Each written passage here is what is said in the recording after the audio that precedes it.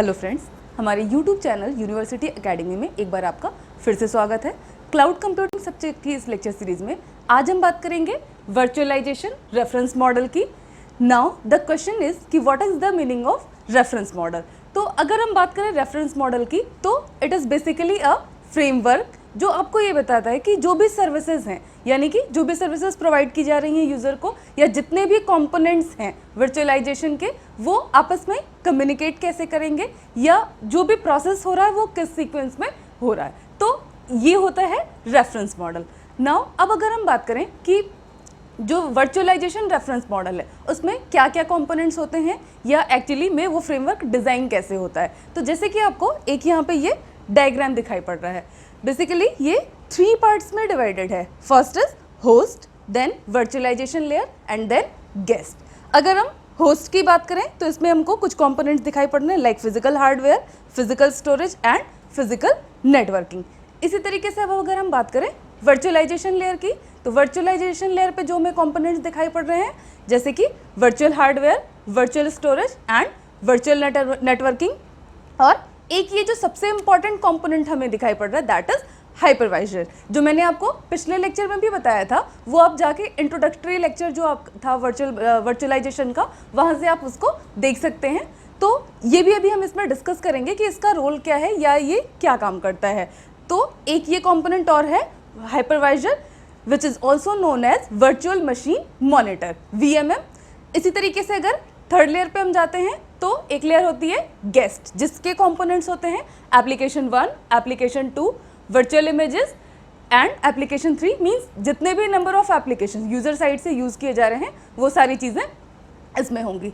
अब अगर हम बात करें कि ये जो भी लेयर्स हैं इसका काम क्या होता है या ये कैसे काम करती हैं, तो इसको हम इस तरीके से समझ सकते हैं। जैसे मैंने आपको पिछले लेक्चर में बताया था कि अगर हम वर्चुअलाइजेशन की बात करें तो बेसिकली मैंने आपको वर्चुअलाइजेशन क्या बताया था कि जैसे यहाँ पे एक सर्विस प्रोवाइडर है और एक ये यूज़र, इधर से वेरियस रिसोर्सेज,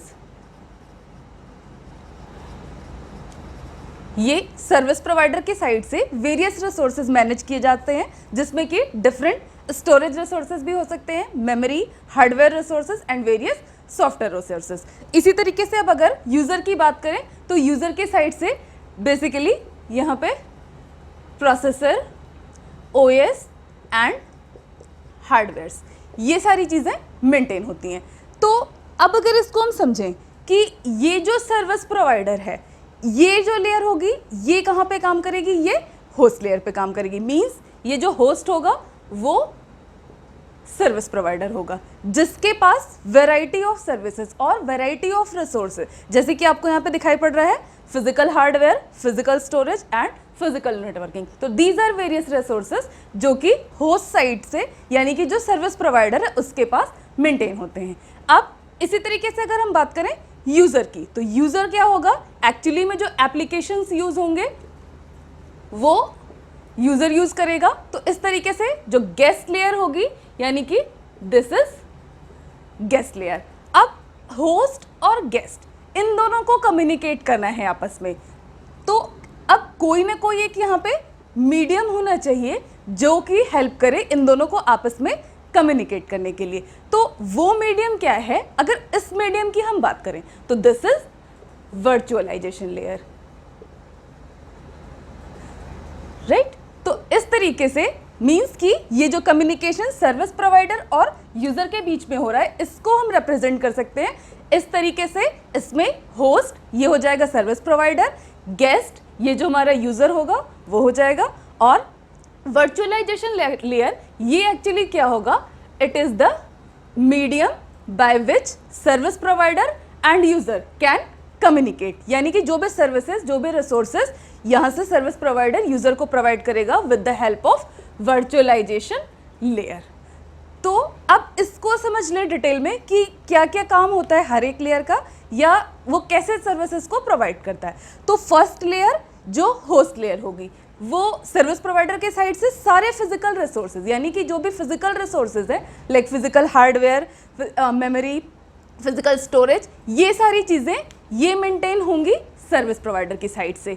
अब यहाँ से अगर रिक्वेस्ट करता है यूजर इन सर्विसेज को एक्सेस करने के लिए, मीन्स अगर ये गेस्ट यहाँ से सर्विसेज को चाहिए तो रिक्वेस्ट करता है, तो यहाँ से होस्ट क्या करेगा with the help of virtualization layer, means कि अब यहाँ पे जो भी सर्विसेज हैं उसका एक वर्चुअलाइजेशन के थ्रू, वर्चुअलाइजेशन लेयर के थ्रू ये सर्विसेज प्रोवाइड करेगा गेस्ट को। तो इसमें होगा क्या कि एक तो वर्चुअल हार्डवेयर यानी कि जो भी फिजिकल रिसोर्सेज अवेलेबल है, अब उन सब का हम क्या करेंगे, वर्चुअल मशीन्स क्रिएट करेंगे। तो यहाँ पे हर एक जितने भी हार्डवेयर डिवाइसेस या हार्डवेयर रिसोर्सेज अवेलेबल है उसका क्या किया जाएगा, वर्चुअल मशीन्स क्रिएट करेंगे। तो यहाँ पे सपोज एक हमने क्रिएट किया वर्चुअल मशीन 1, या इसी तरीके से एक हमने क्रिएट किया वर्चुअल मशीन 2 या एक वर्चुअल मशीन 3, मीन्स कि ये सारी चीज़ें यहाँ पे क्रिएट होंगी तभी यूज़र को सर्विस प्रोवाइड की जा सकती है। अब ये जो वर्चुअल मशीन्स क्रिएट होगी, मीन्स कि ये जिसे यूज़र को अगर प्रोवाइड करना है तो वो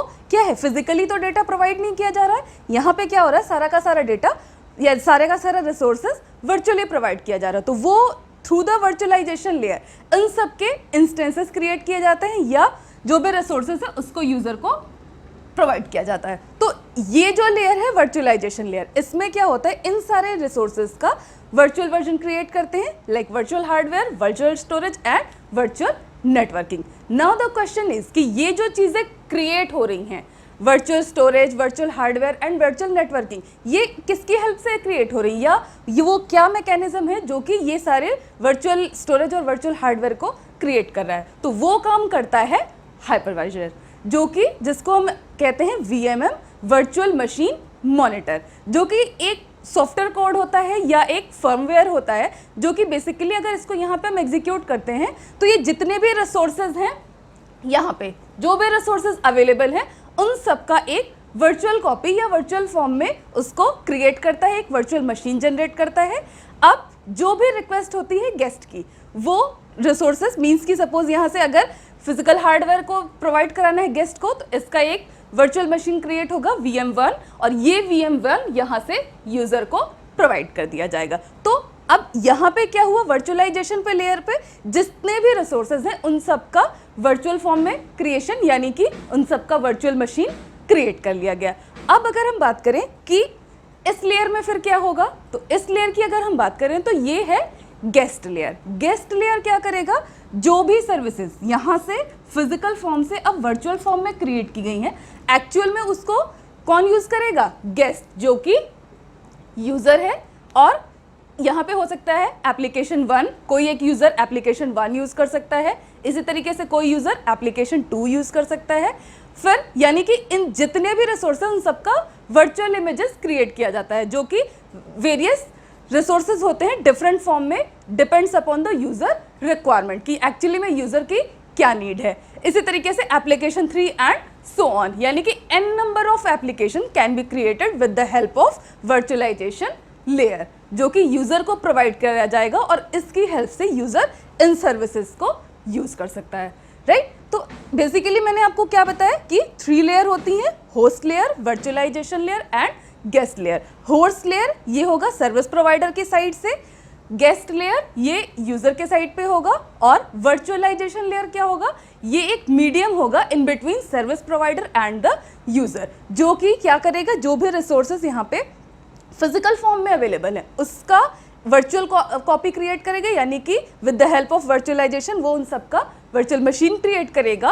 और उसके बाद ये इस लेयर पे जितने भी वर्चुअल मशीन्स क्रिएट किए गए हैं वो हर एक यूज़र को उसके नीड के अकॉर्डिंग प्रोवाइड किए जाएंगे। तो ये थी सारी चीज़ें, मीन्स कि ये जितनी भी लेयर है वो इस तरीके से काम करती हैं और आपस में इस तरीके से कम्युनिकेट करती हैं। अब अगर हम टेक्निकल टर्म्स में बात करें तो हम देख लेते हैं कि ये जितनी भी लेयर्स हैं इसका डेफिनेशन क्या होता है।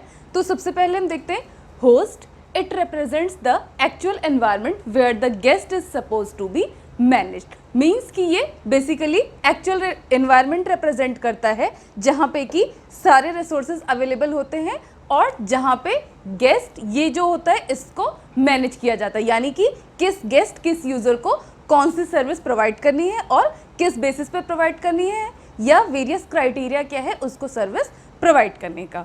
इसी तरीके से अब अगर हम बात करें गेस्ट की, तो it represents the system components that interacts with the virtualization layer rather than the host। Means कि अगर हम बात करें गेस्ट की, तो गेस्ट ये डायरेक्टली होस्ट से यहाँ पे लिंक नहीं कर सकता, उससे कनेक्ट नहीं कर सकता है। मीन्स कि बेसिकली ये क्या करता है, ये इंटरैक्ट करता है वर्चुअलाइजेशन लेयर से, और यहाँ से उसको with the help of virtualization layer services provide की जाती हैं।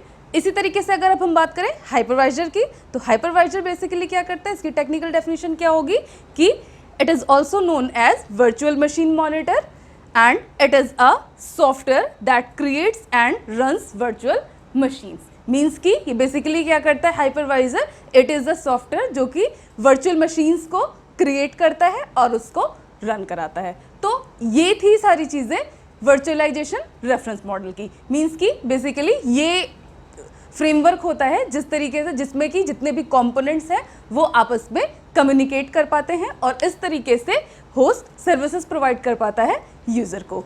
तो आज के लिए बस इतना ही। बाकी अगर आपको हमारा लेक्चर अच्छा लगा हो तो आप लाइक कर सकते हैं। Thank you so much.